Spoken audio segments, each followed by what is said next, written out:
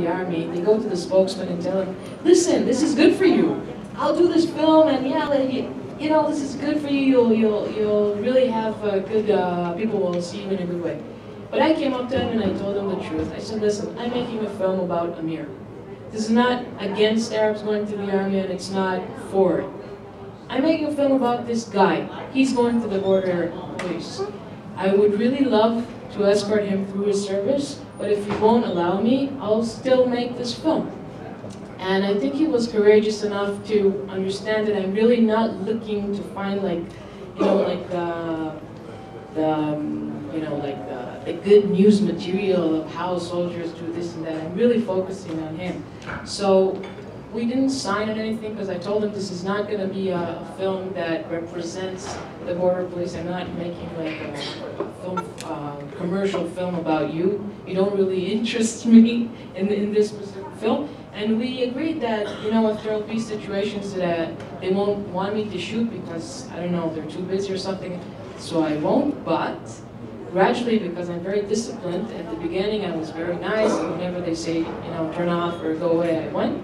But gradually, because I spent a lot of time without the camera in the army, gradually I could go anywhere I wanted, and I think in the film, you see it at the last scene where, you know, I escort them in Hebron on one of their excursions.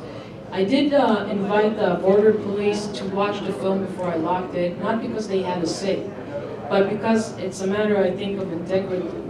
They gave their trust to me, and I have responsibility not only about integrity, it's about future filmmakers that will come after me. I cannot betray this.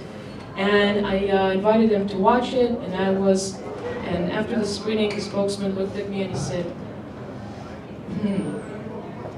this is not easy for me, but I feel you showed what really happens. We have time for 2 more questions.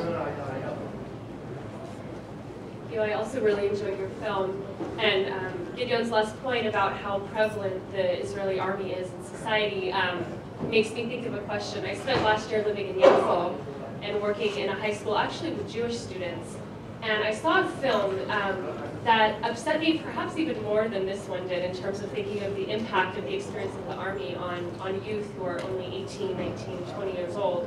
And I don't remember the name of it, but it's about 4 young Jewish Israelis who go into the army, and it follows them from the name of the movie is The Year.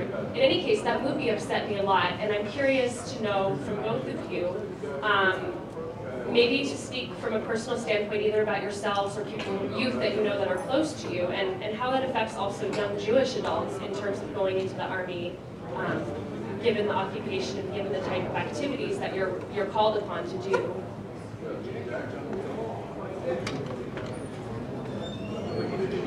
Again, it will be a hopeless attitude, but I think before we say goodbye, I'll say also a hopeful sentence. I think that the young generation... So it's going to be on tape. Okay.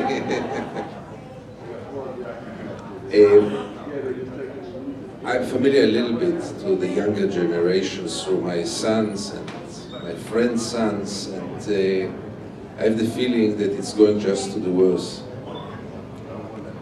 I'll mention only 2 things. One is the fact that Israelis and Palestinians don't have anymore any meeting points, nothing, which was not the case until the Second Intifada, when still Palestinians came to work in Israel. Israelis went to repair their cars and their teeth in the West Bank and even Gaza. It was not a very equal interaction, but something was going on between the 2 peoples. A young Israeli of 16, 17 never met a Palestinian in his life, never. And the only image of a Palestinian that he has is the suicide bomber or the terrorist or the Palestinians who are in jail, and that's the only image he knows. Same for the Palestinians, by the way. The only Israeli that they have ever met is the soldier with the gun, who usually will treat them in a very brutal way. That's the only Israeli they know. Settlers. And settlers, obviously. And this creates a new phenomena in which the new generation is even more nationalistic, more Arab-hating, and above all, more ignorant. And when they come to the army, this is all very well used if they serve in the West Bank or in Gaza. Levy, did you want to add? Thanks. One of the most fascinating things I heard was when you said Ameer now regrets his service. And so I'm curious how you decided when to stop shooting. And do you now feel like the film should be longer, or that seems like an essential part of this story? So what do you think about that? Why isn't it in there? Well, you know, you can go on shooting a film forever, so you never finish, you just stop at one point.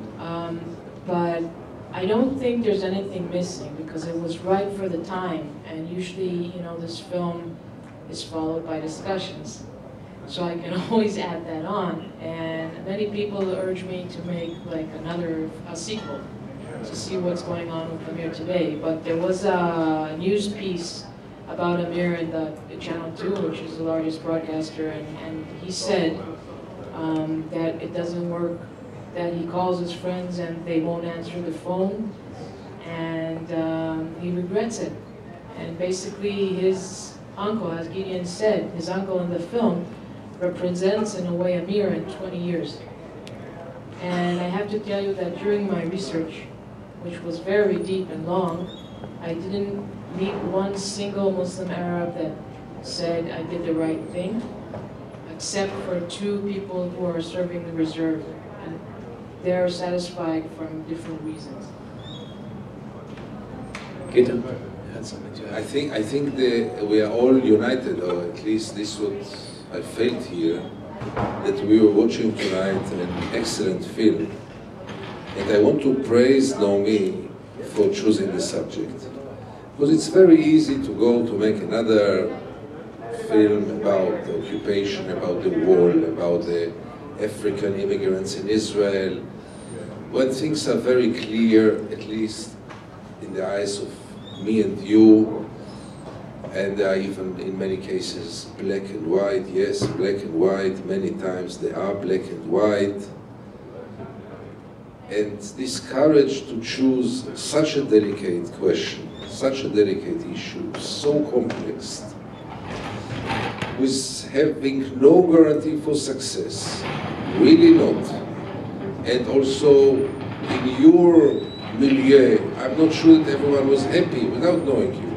I'm not sure that everyone was praising you for choosing it. Maybe it will serve the army, maybe it will serve the propaganda, maybe it will come out as calling the Arabs to serve in the army, things like this. And the outcome makes me, and I guess most of the people here, if not all of them, really think. And what is more to expect from a film, from a documentary, than to get out and to think? Because I had no idea what to expect from this film when I knew the topic. No idea what to expect. And I'm going home with so many thoughts. I think we should be very, very grateful to you for this. And my debt to the festival for a hopeful sentence. So I'll say what I always say in my lectures, and it's very valid also tonight. First of all, I'm a professional pessimist, but most of my forecasts are always wrong.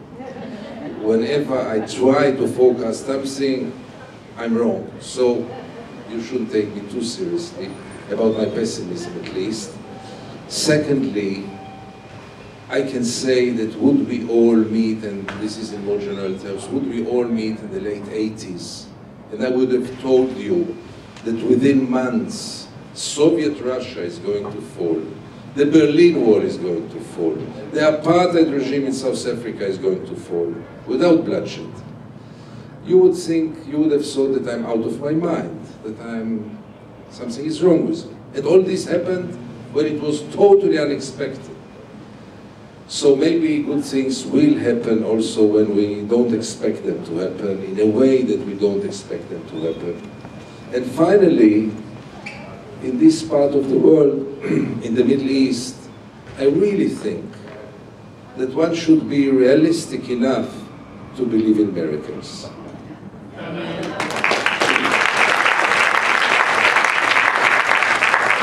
Naomi and Gideon, thank you very much. It was great tonight. We heard the other Israel.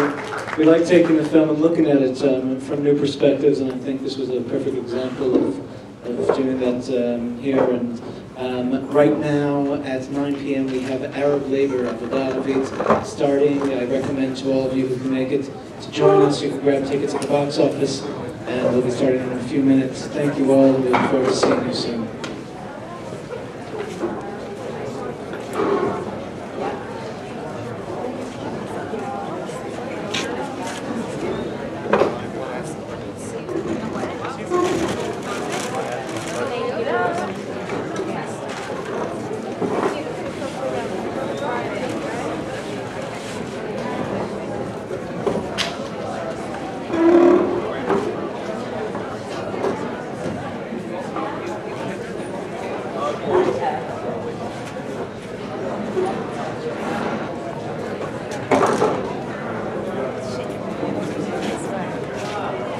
Like it's like up close and personal documentary.